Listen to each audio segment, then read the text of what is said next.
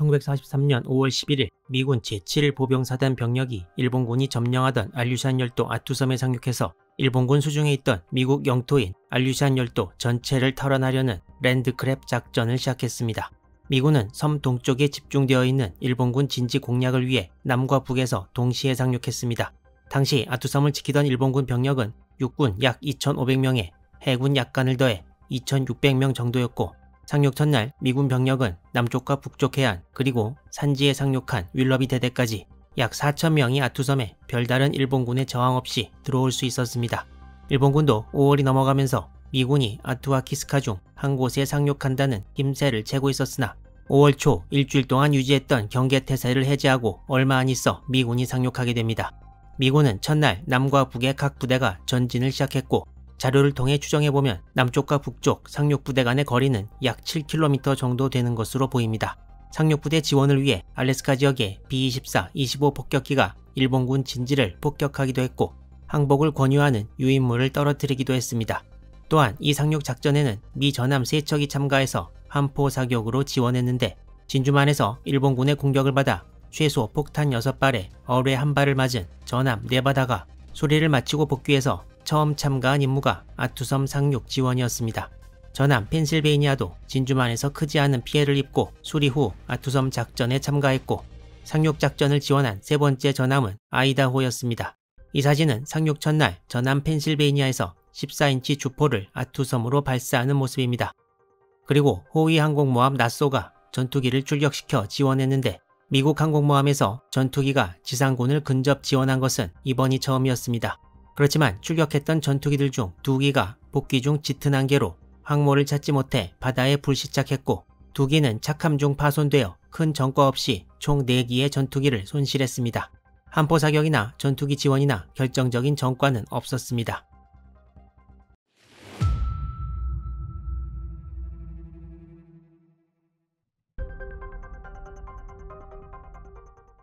당시 아투섬의 일본군 군의관들 중에 홀츠만 쪽에 배치되어 있던 사람이 한 명 있었는데, 바로 타츠구치 노부오라는 사람이었습니다. 이 사람은 미국 문헌에는 폴 타츠구치라고 나오는데요. 이 사람의 아버지인 타츠구치 슈이치는 히로시마 출신인데 1895년에 신세계를 탐험하기 위해 미국으로 건너가서 샌프란시스코에서 치의학을 공부합니다. 다시 히로시마로 돌아와서 역시 미국 문물에 익숙하던 부인과 결혼하고 아들 셋, 딸 셋을 낳았는데, 두 번째 아들이 1911년에 태어난 노부오였고, 아버지는 폴이라는 미국식 이름도 같이 붙여줍니다. 여기서 알 수 있듯이 노부오의 아버지는 미국 문물의 영향을 많이 받았고, 미국에서 종교까지 가지게 되는데 제7일 안식일 예수 재림교의 신자였다고 합니다. 종교는 자식들에게까지 이어진 모양이고, 노부오와 다른 아들 2명도 미국에서 공부하게 되는데, 노부오도 캘리포니아에서 의학을 공부하고 1938년에 의사 면허를 따게 됩니다. 그리고 일본으로 귀국해 도쿄에서 교회 관련 시설 의료진으로 근무하게 됩니다.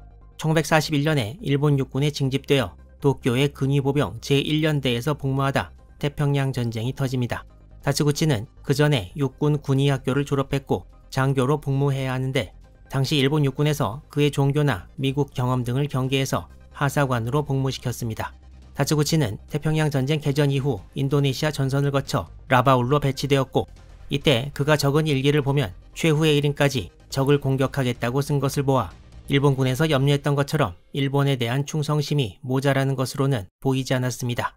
타츠구치는 이어서 아투섬으로 배치되었는데, 일본군이 기밀 유지를 위해 일본으로 보내는 편지에 날짜를 쓰는 것을 금지했기 때문에 타츠구치가 언제 아투섬에 왔는지는 정확히 알 수 없고, 코만도르스키 해전 이전 마지막 대량 수송이 이루어졌던 3월 10일 이전에 왔을 것으로 추측하고 있습니다.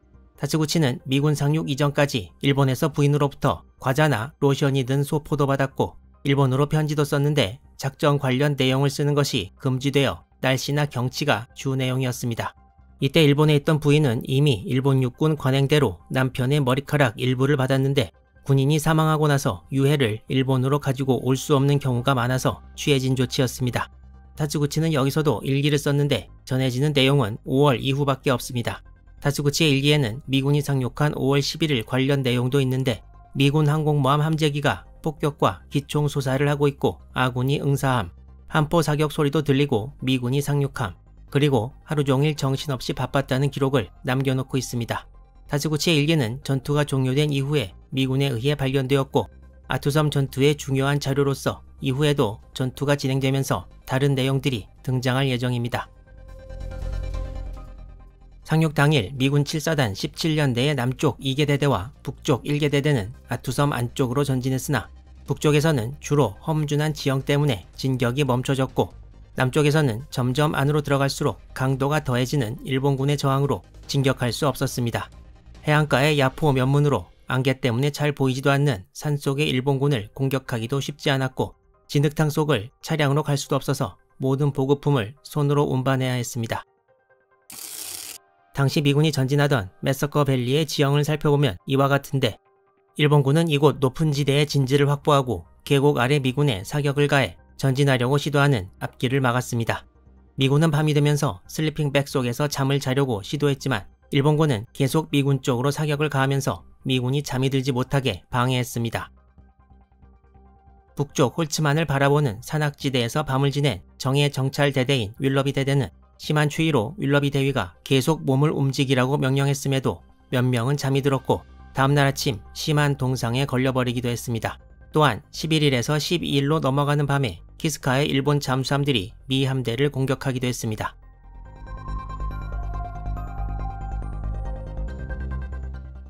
조금 전에 미군 항공기가 아투섬의 일본군의 유인물을 떨어뜨렸다고 했는데요. 미군은 아투섬 상륙 전부터 이렇게 심리전용 전단을 아투와 키스카에 뿌렸습니다. 이 내용을 한번 읽어보면 봄이 다시 오기 전에 라고 하니까 42년에서 43년 겨울에 뿌린 것으로 생각되고요. 떨어지는 아메리카의 폭탄은 이 부분 첫 번째 단어는 오동인데 오동잎이 떨어지는 것과 같이 라는 뜻으로 보이고요. 그래서 미군의 폭탄이 오동잎처럼 떨어진다 라는 뜻인 것 같습니다. 그리고 미군의 폭탄은 비운과 불행을 가져올 것이다 라고 겁을 주는 내용인데요. 여기서 왜 하필이면 오동잎인가 생각해보니까 지금 보시는 일본 총리 대신 문장에도 오동잎이 있고 메이지 시대 때의 동전과 현재의 동전에도 있고 당시 일본군의 원수 계급을 나타내는 문장에도 보입니다. 우리나라 펜은 그냥 까맣게 칠해져 있지만 일본 화투에는 오동잎이 보입니다. 그래서 오동잎이 떨어지는 걸 일본에 상당히 안 좋은 의미로 전단에 넣은 것도 같습니다. 과연 미군의 호언장담대로 비운과 불행이 일본군에 떨어질지 아투섬 전투의 진행 과정을 계속 살펴보도록 하겠습니다.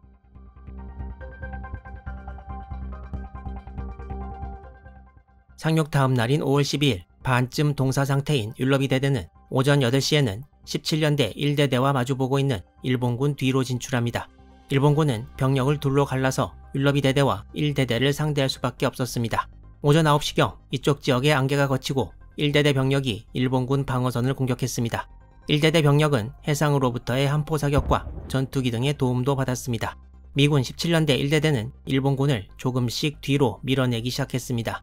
여기서 미군 항공기는 45kg짜리 데이지 커터 폭탄을 투하하기도 했는데요.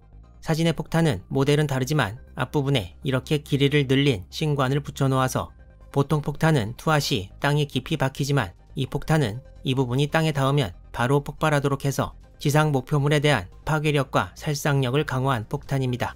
12일에 북쪽에서의 공방전이 벌어지는 동안 타츠구치의 일기에는 이 지역의 일본군이 미군과 공방전을 벌이면서 미군 소총 20여 정을 노획했다는 것과 야전병원에 계속 부상병이 밀려든다는 내용이 적혀 있었습니다.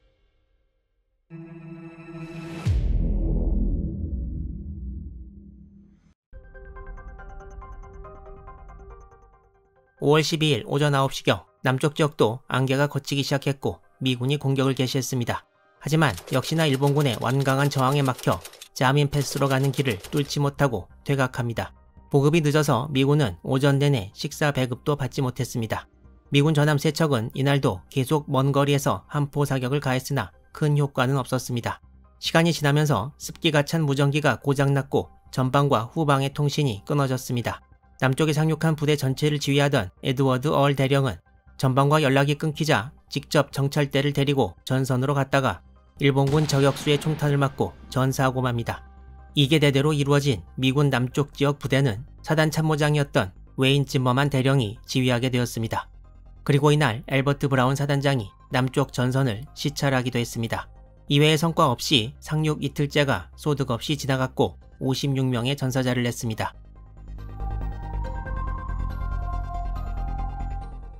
5월 13일 이른 아침부터 남쪽의 미군은 계속 일본군 방어선을 뚫으려고 시도했으나 일본군이 워낙 유리한 위치에서 방어를 하고 있어서 또 한 번 격퇴되었습니다.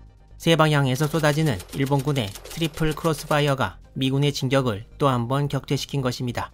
이렇게 계속 작전을 진행할 수는 없다고 생각한 브라운 사단장은 해군 측에 예비부대의 빠른 아투섬 상륙을 요청했고 5월 13일 제7보병사단 제32연대 1대대가 남쪽 해안에 상륙했습니다.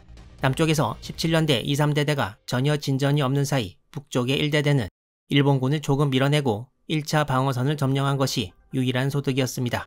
가장 서쪽에서 공격하는 윌러비 대대는 산악지역을 행군하느라 충분한 식량을 휴대하지 못했고 극한 추위 속에 일본군과 일진일퇴의 공방전을 벌이고 고지 하나를 점령했습니다. 그리고 또 하나의 예비부대였던 32연대 3대대가 북쪽 해안에 도착했습니다. 이날 일본군은 어떤 상황이었을까요? 히구치 키이치로 북방군 사령관은 되도록 빨리 증원부대를 편성해서 해군의 협조를 어떻게든 얻어서 아투섬에 역상륙시켜야 하고 아투섬의 일본군은 최소 일주일 정도 지구전을 벌여야 할 것이라고 예상했습니다. 그렇지만 해군이 아직 적극적인 태도를 보이지 않는 가운데 대본영 육군부 측에서는 지원 병력을 낙하산으로 떨어뜨리는 방안을 강구하기도 했고 해군과 논의를 하고 있던 구축함 수송도 성공 확률은 25% 정도로 보고 있었습니다. 따라서 키스카의 병력을 잠수함으로 소규모로 옮기는 수밖에 없다는 결론이 나왔습니다. 일본군은 아투섬 지원을 위해 육군 제7사단의 동원 명령을 이날 하달하였으나 병사들의 수송과 관련해서는 뾰족한 수가 나오지 않는 상황이었습니다. 또한 이날 쿠릴열도 기지에서 폭격기 19기가 아투섬의 미군 폭격을 시도했으나 기상 상황이 안 좋아 임무를 수행 못하고 돌아왔습니다. 미군의 존 드윗 장군이 아투섬 점령에 필요하다고 했던 3일이 벌써 다 지나가 버렸습니다. 이제 미국과 일본 양쪽 다 자신들의 상황을 긍정적으로 보지 않고 있는데요. 아투섬 전투에 과연 어떤 변화가 일어날지 다음 영상에서 계속 이어나가도록 하겠습니다.